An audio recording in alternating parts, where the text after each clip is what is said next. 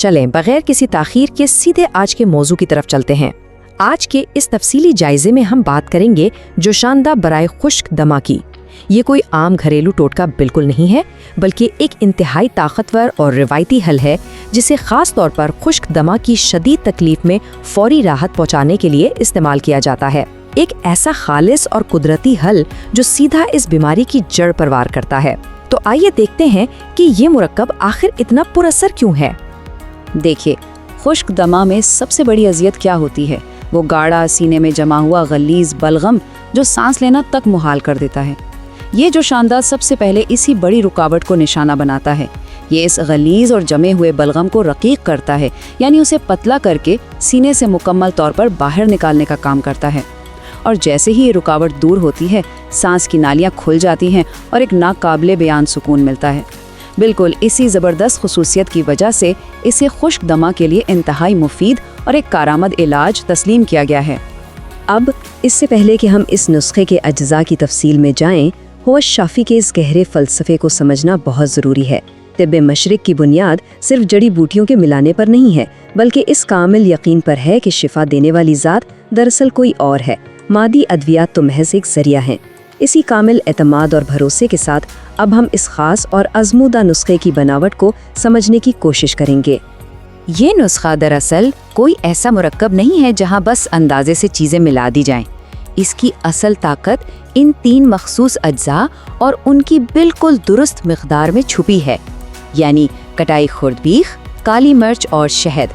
तिब्बे मशरिक में किसी भी दवा का असर तभी भरपूर होता है जब उसके अज्जा को एक मुकर्ररा और इंतहाई नपे-तुले तनासुब में इस्तेमाल किया जाए। इन तीनों का ये खास मिलाप ही इस जोशानदे को इतना शानदार और मौसर बनाता है। तो इस जोशानदे का जो सबसे पहला और बुनियादी जुज़ है वो है कताई खुर्दबीख, यानी कताई खुर्द की जड़।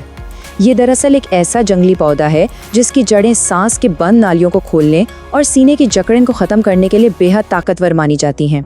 और यहाँ इसकी मिकदार बिल्कुल 3 माशा रखी गई है, जो कि जदीद पैमाने के हिसाब से तकरीबन 3 ग्राम बनती है। इस बिल्कुल दुरुस्त वज़न का इस्तेमाल इस बात की गारंटी है कि बलगम को पतला करने का अमल पूरी ताकत और दुरुस्ती के साथ शुरू हो सके। इसके बाद जो दूसरा अहम तरीन जुज़्व है वो है काली मिर्च।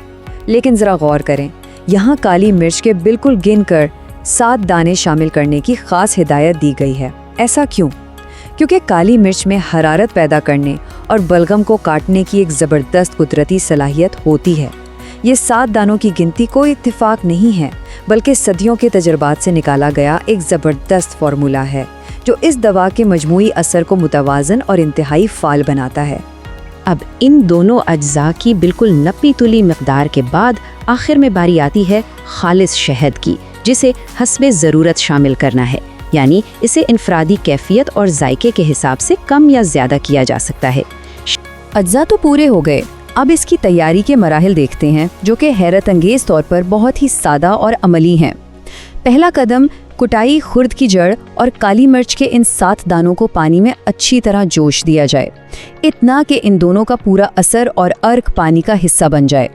जब ये हो जाए तो दूसरा कदम, उसे आग से उतारें और हस्बे ज़रूरत खालिस शहद मिला लें। और तीसरा और आखिरी कदम, बस उसे नोश फरमाएं। ये वो वक्त होता है जब फितरत के ये खालिस अज्जा मिलकर जिस्म के अंदर अपना शिफा बख्श काम शुरू कर देते हैं। इन तमाम हक़ाइक़ और अज्जा को गहराई से समझने के बाद जहन में एक बहुत ही दिलचस्प सवाल पैदा होता है, क्या वाकई इंतहाई महदूद और कुदरती अज्जा पर मुश्तमिल ये सादा सा जोशानदा खुश्क दमा जैसी शदीद तकलीफ़ का एक बेहतरीन हल साबित हो सकता है? जिस ज़बरदस्त तरीके से ये गलीज़ बलगम को उखाड़ कर बाहर निकालता है, क्या फितरत के इन चंद दानों और ख़ास जड़ी बूटियों में वाकई वो राहत छुपी है जिसकी आजकल तलाश रहती है? ये यकीनन एक ऐसा सवाल है जो हमें तिब्बे मशरिक की इस शानदार और नपी तुली हिकमत पर मज़ीद गौर करने की भरपूर दावत देता है।